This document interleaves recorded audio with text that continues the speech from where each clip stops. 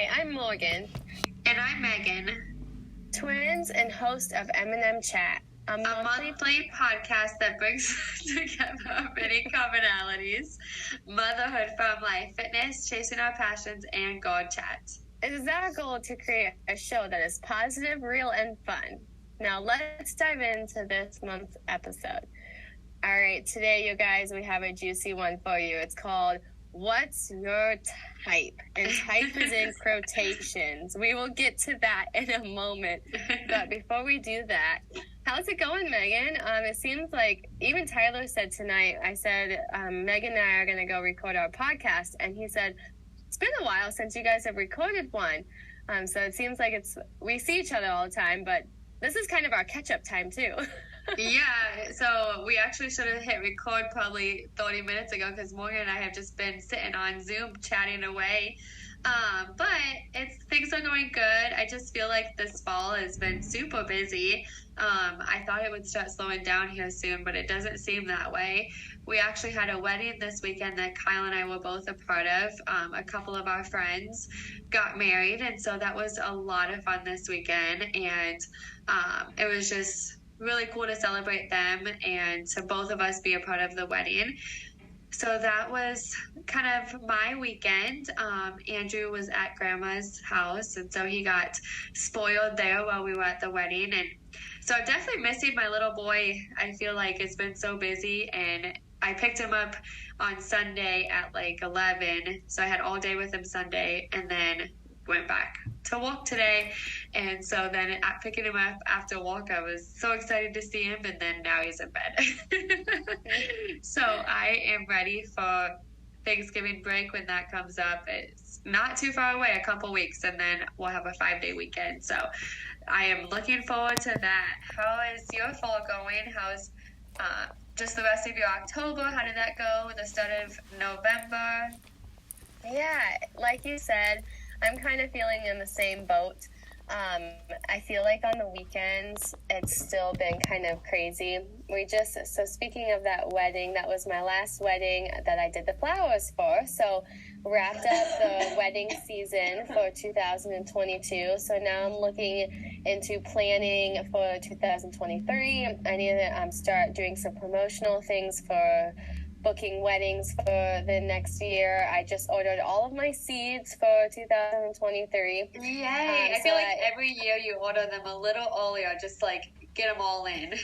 I do, and it's amazing. Even when I was looking at them yesterday, some of the ones that I went to go pick, like my white status, which is one that I buy every year, was out of stock. Oh my goodness. So it seems like everyone else is starting to order them earlier too.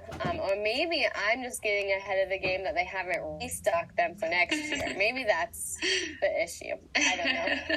But I actually decided to focus on quality next year instead of quantity because the weeds are starting to get ahead of me, and it's just with having a full-time job and being a mom and trying to grow this flower business, I want to focus on quality over quantity. So that's kind of my mantra going into 2023.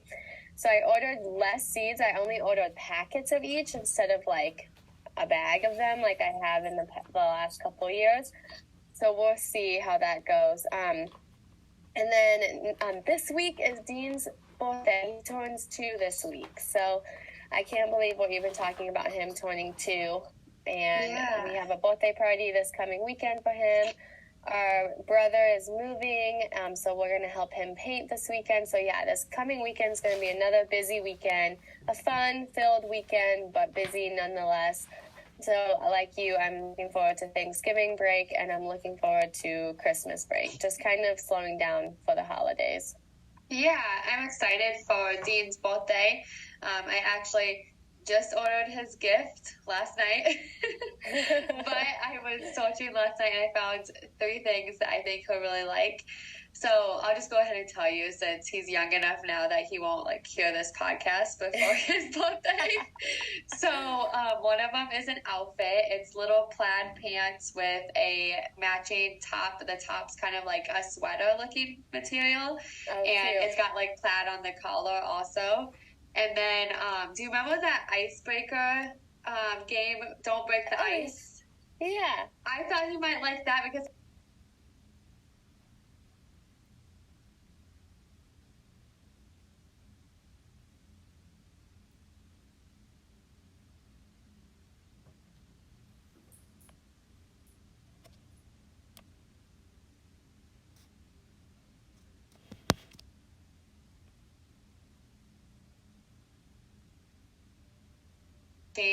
the top's kind of like a sweater looking material, and cute. it's got like plaid on the collar also. And then do you remember that icebreaker game, Don't Break the Ice? Yeah. I thought you might laugh because the little guy sits on there, and you and Tyler could play with him. And actually, I think he would actually pick it up pretty easy, understand the concept. Like, try not to get the guy to fall, and whoever was the last one to get the guy falls loses. I think he'll like that. Oh, yeah, that's a good idea. And then the other one that I got him was... No, I can't remember. I got him 3 things. Maybe a book?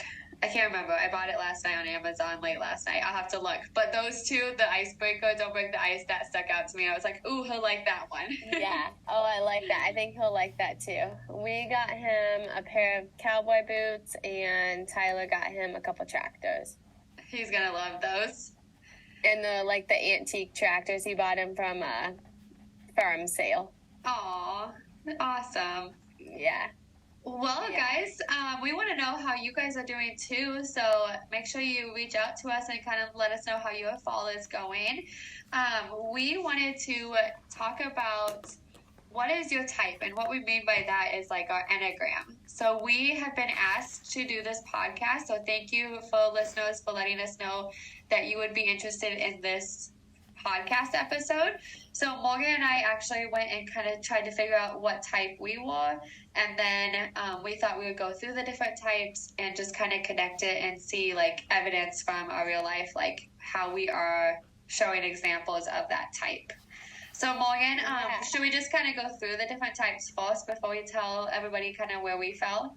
Yeah, can I first, before we do that, I looked up the definition of a personality test in case you guys are not familiar with what the Enneagram is.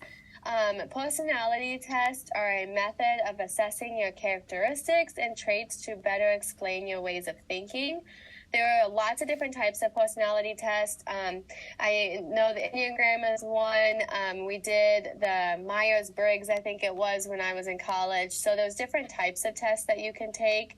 But ultimately, they help explain your motivations, your preferences, your interests, your emotions, and your interactions with people, and how you can be understood, or how you can understand other people and the actions of why they might do what they do. And I kind of compared this when Megan and I first started talking about doing this podcast episode. Megan and I have both read the book Love Languages, and it kind of relates to that. So it's kind of understanding your way of thinking and how you perceive what others might respond to you or how they might react. So like, this could be really helpful in relationships. It could really be really helpful even in the workplace. And so we'll talk about that throughout. But I just kind of wanted to give an overview. If you've never heard of the Enneagram before, what is it and what's kind of the purpose of it? So it's kind of finding out your type. So put the quotations around the type. So that way you can be better equipped to know kind of why you might have a certain thought process. Yeah, that's helpful. That actually reminds me, when I was student teaching, the school that I was student teaching at did a personality test kind of similar called True Colors. And each person got like a specific color, and the color represented the personality type. And the idea, like you had mentioned, it could help you with your communication with coworkers, or just the environment and the culture in the workplace. And so people would joke and be like, oh, I know you're blue, so I need to like show some emotion and some love to you when I communicate with you. I know you're this color because you're very logical, and so I know I can just get right down to the point with you. And so like knowing different people's personality types and how you approach them when you're like coming up with solutions or problem solving. Definitely. Yeah, I think the workplace can be a very good place to use personality tests. And you know what's funny is they found a lot of the elementary teachers were around the same color, and a lot of the high school teachers were also a different color, but they were all very similar in color. So Interesting. yeah, so like elementary was more like emotional, more of that like helpful, like wanting to Kind of caretaker, nurturing, and the high school teachers were more like mathematical, were more logical, kind of routine orientated, just like very like kind of that perfectionist type personality. It was kind of interesting to see the differences between just like what career you choose too. Yeah, that is really interesting. And it's kind of interesting, like, or I'd be curious to find out what, like, Tyler's Enneagram is. I should have him take the test because it would be kind of interesting to find out, like, you know how they say opposites attract? Like, are we more aligned or are we more opposite? I think we are aligned in a lot of ways, but I think we are also very different in some characteristics. I think Kyle and I, if we were to be doing like the color one, like I did at the elementary school for student teaching, I think Kyle would be more aligned with the high school teachers, where most of them fell out.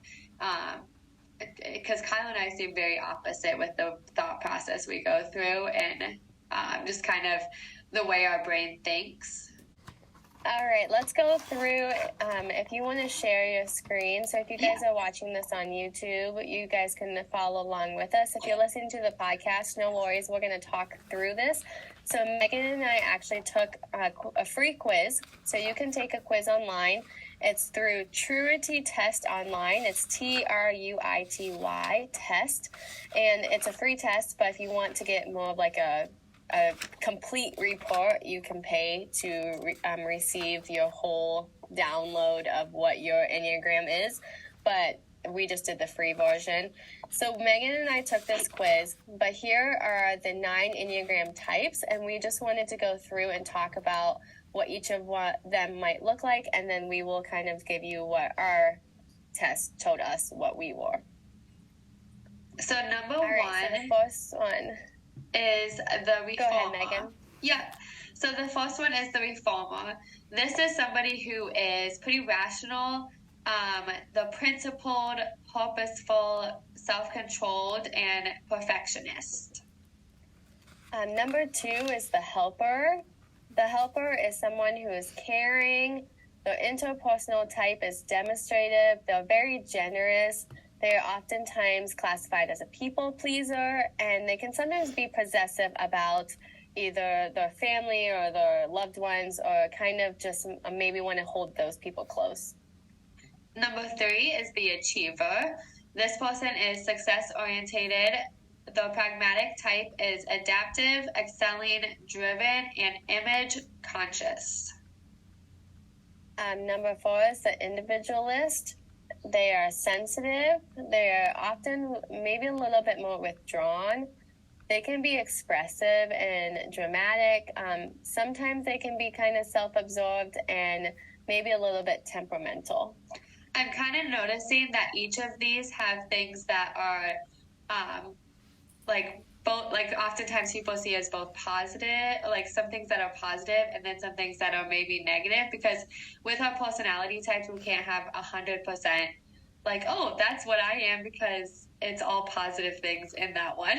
So like each of our individual personality types have things that are like going well for us and that help us, and then things that like maybe hold us back a little bit.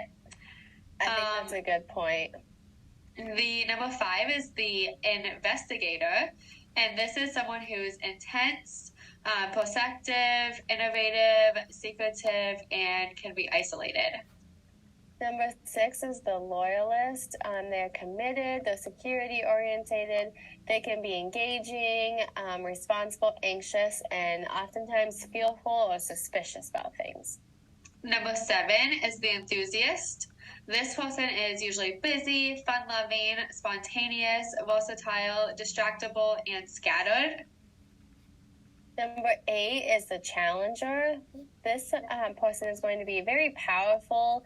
They're going to be dominating. They're probably going to be the confident one in the room. They're decisive, willful, and they can sometimes be confrontational. They're not afraid to approach you if they have an issue. The peacemaker, number 9, is usually pretty easygoing. They may be receptive, they may be reassuring, agreeable, or complacent.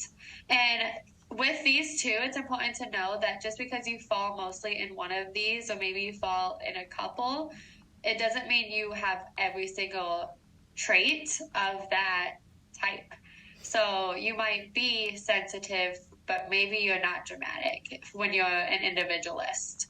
Or maybe you are the loyalist and you're very committed, but you're not very anxious. Or maybe you're very anxious and maybe you aren't very responsible.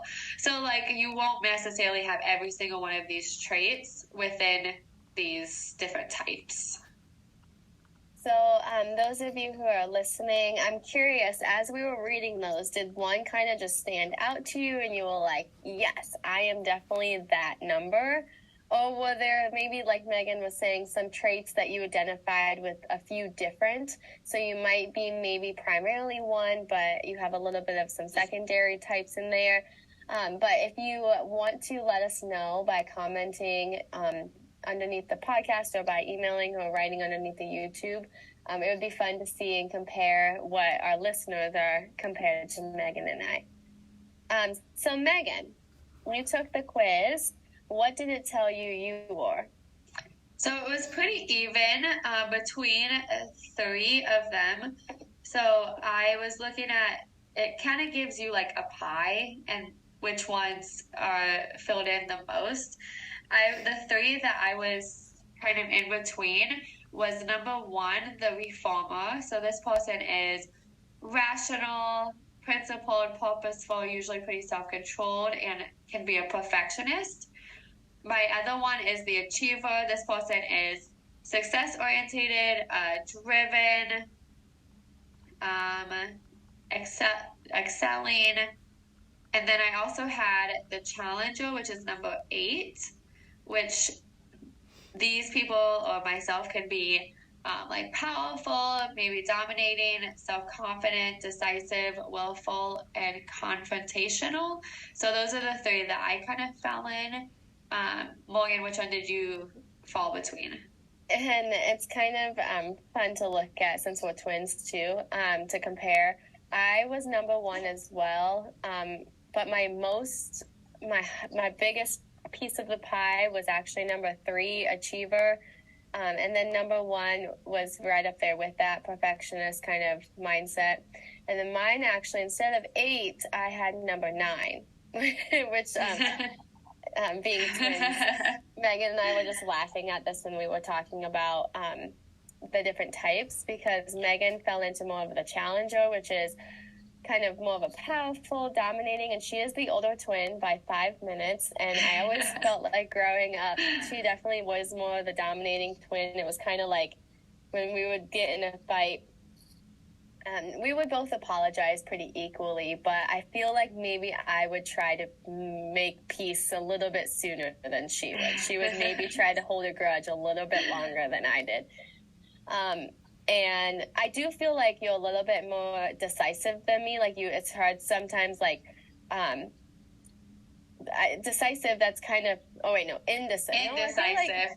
I feel like that one might be a little bit more different then, because sometimes I feel like you're a little bit more indecisive. It takes you a little bit longer to make a decision. Me, I'm like, we're going to go for the wind and shoot our shot and see if it works well. Yes, I think so too. I was looking at that one and I'm like, I'm not very decisive. Even making dinner, I'm like, what should I make? Yeah. And then I was more number 9, the peacemaker, easygoing. I feel like I'm not maybe as easygoing as I once was. I feel like in the last year or two, I feel like, I'm kind of having to be easygoing because I feel like everything's out of my control, but maybe that's why I feel like I'm not as easygoing, because I'm like, I want to hold on to that control. Yeah. But I also feel like I'm very agreeable and easygoing when it comes to like our friend group. Like, where do we want to go for dinner? Do we want to do a girls' night at the winery? Do we want to go to Mexican and Casa Tequila?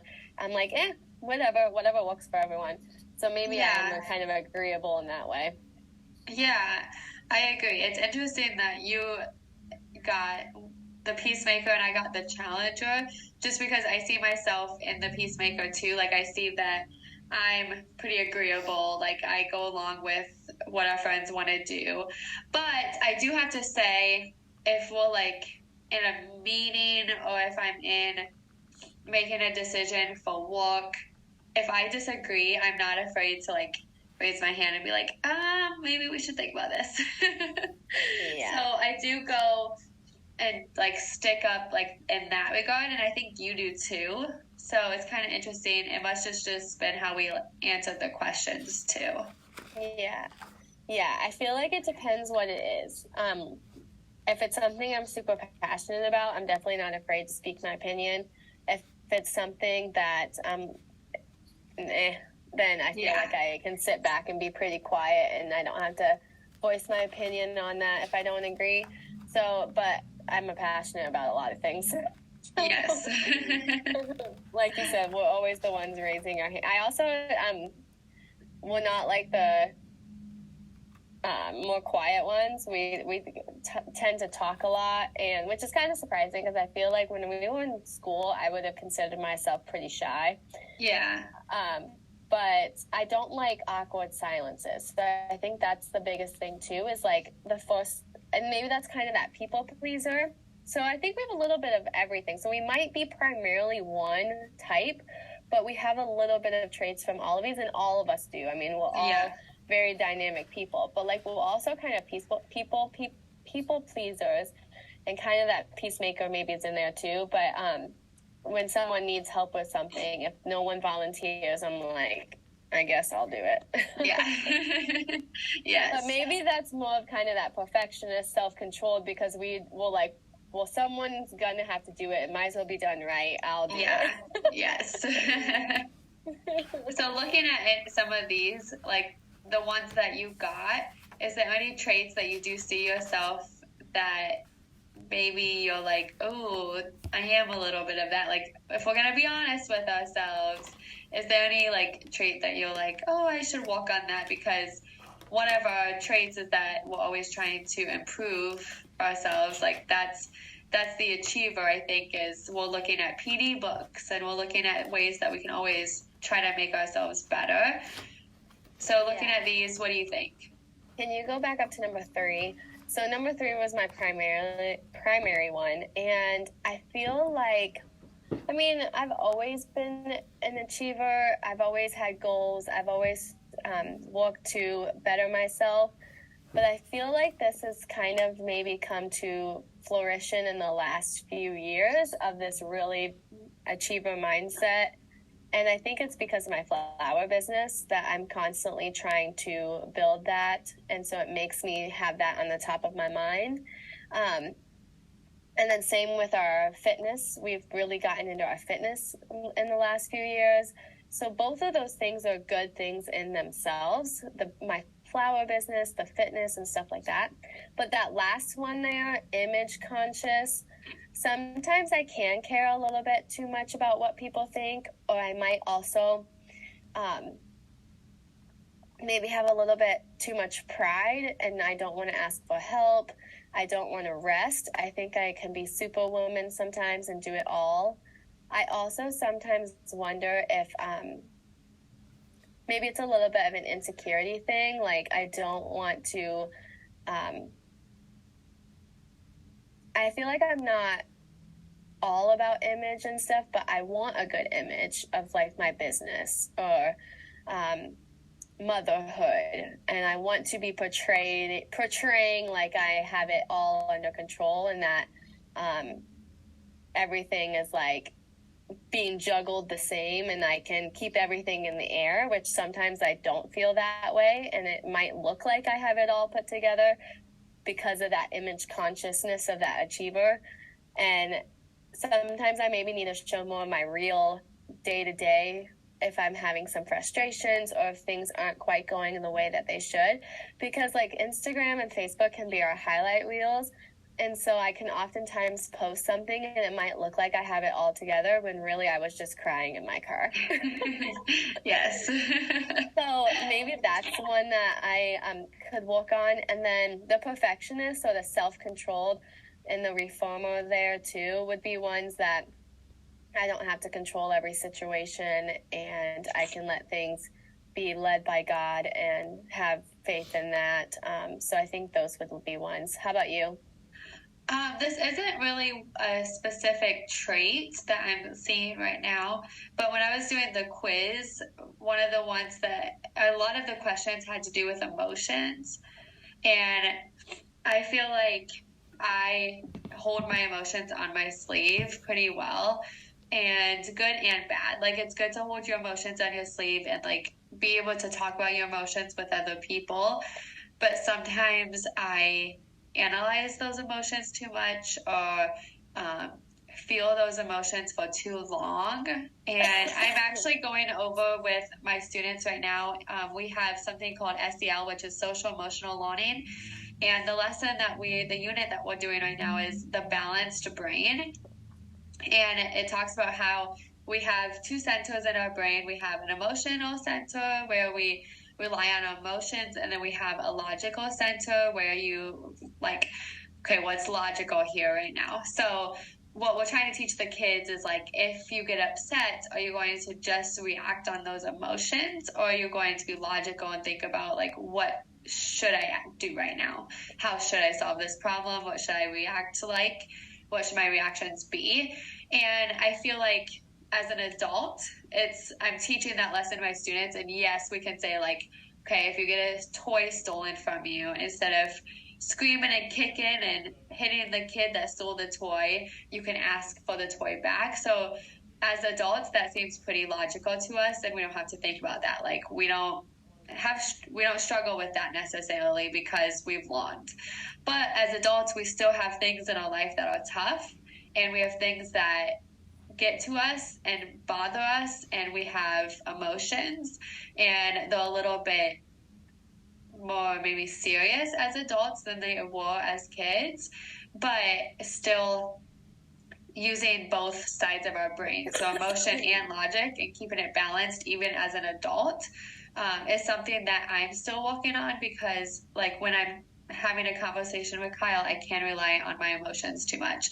Or when I'm having a conversation with you about a situation that's going on in our life, I can rely on my emotions too much and let them get the best of me, and instead of being logical. So that's something that I don't know which. Do you know which one that would fall under? Probably maybe the individualist. It says sensitive, dramatic, self-absorbed. Maybe self-absorbed a little bit, because if you think your emotions are more higher than someone else's, like or temperamental. I can be temperamental sometimes. I don't know, but that's just what I was thinking when I was going through those questions. I was like, oh, okay, I focus on emotions, or I analyze things a lot. So kind of interesting. It is. It definitely is. It's kind of like one of those things it's like looking at this, there's definitely like different categories of like you were talking about with the elementary and the high school teachers. Like, are you more of a visual person or a math person? And like, I always kind of like thought I was more of a book person. Like I am. I love to read. I love to learn. But I also am very much of like a visual person of like, I need to write everything out. I need to express, like, I need to tell you right now what I'm thinking. I need to draw it. I need to see it. I need to visualize it. I need to be creative versus I need to, like, I don't really like to crunch numbers. I don't really like to look at Excel sheets and stuff like that. And so I think this just really helps, like you said, to not only know our personality types, but also to, like, wonder, like, when someone else interacts with you, maybe the reasons why they've said what they said, or the thought process of how they're going about the situation versus how you might do it. So instead of being quick to be like, my way or the highway, be like, okay, well, we all come and approach the situations different. how are you coming to the table? How am I coming to the table? Can we meet in the middle? Maybe letting go of some of that control and trying to improve on those traits that maybe want the best qualities, and then really emphasizing the qualities that were positive in those different types. Yeah, yep, I agree 100%. I think that's a good thing to remember with these and how we can use it to help us and to benefit the way that we interact with other people. Yeah. Do we have any last thoughts on this, or are we ready kind of to fly? Yeah. What did they say? Land the board. I said fly the board. Land the board. We're ready to fly. Yeah, I think that's all I had on that.